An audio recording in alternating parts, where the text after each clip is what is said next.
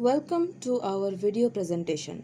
Today we are taking you through the academic defense and design choices of our physical tactile map project focusing on two distinct geographic scopes, Africa and West Bengal. We begin by analyzing our two map targets. Cartography operates on scale and abstraction. Designing for human fingers requires entirely different parameters than designing for the eyes.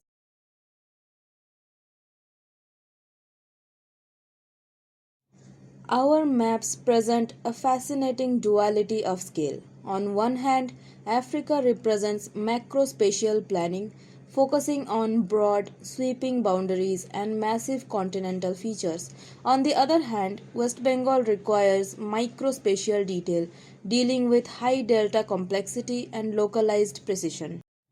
For Africa, we minimized visual clutter through careful tactile generalization. As you can see in this physical section, we utilized pronounced relief ridges to define the continental perimeter and isolate major landmarks. This provides the user with immediate seamless orientation across the landmass. A critical rule of inclusive cartography is the 2-point threshold, 2.5 millimeters. Human fingertips cannot distinguish two separate lines if they are closer than this. They simply bleed into a single perceived object. Consequently, every single texture boundary, node, and waterway in both maps was strictly engineered around this 2.5 millimeter constraint to ensure absolute legibility. In part 2, we dive into our tangible methodology. How exactly did we translate traditional visual cartographic elements into physically recognizable tactile materials? To guide our material choices, we prioritized three core pillars. First, maximizing haptic contrast between elements like land and water. Second, abstracting complex real world spatial details to avoid clutter. And third, ensuring high physical durability against friction and oil from constant human touch. West Bengal presented a high density hydrographic challenge. The intricate Ganga Brahmaputra deltaic network required delicate engineering.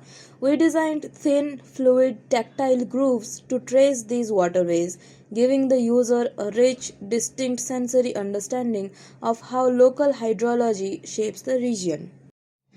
To guide our material choices, we prioritized three core pillars. First, maximizing haptic contrast between elements like land and water. Second, abstracting complex real world spatial details to avoid clutter. And third, ensuring high physical durability against friction and oil from constant human touch.